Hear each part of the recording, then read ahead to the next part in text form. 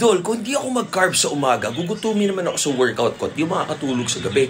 Tama, kasi yun ang naramdaman mo. Ang mahalaga to lose weight, calorie deficit.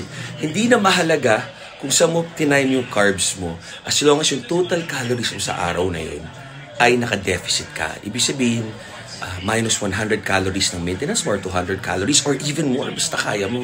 Kaya lang naman yung iba nagka-carbs sa umaga or before workout para may energy, maganda yung pumps. Tapos di na sila nagka-carbs. Yung iba, dahil may mga supplements sila na pre-workout, di na mahalaga yun. Nagka-carbs sila bago matulog para masarap ang tulog nila. Alam mo sino yung ganun? Kami ni Mrs. Di namin kailangan bago mag-workout, bago matulog.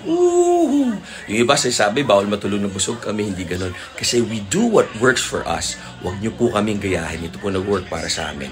Gawin niyo po yung nag-work para sa inyo. Paano niyo malaman? Trial and error. Do what works for you. Tama kayo, mali kami. We're not your doctors.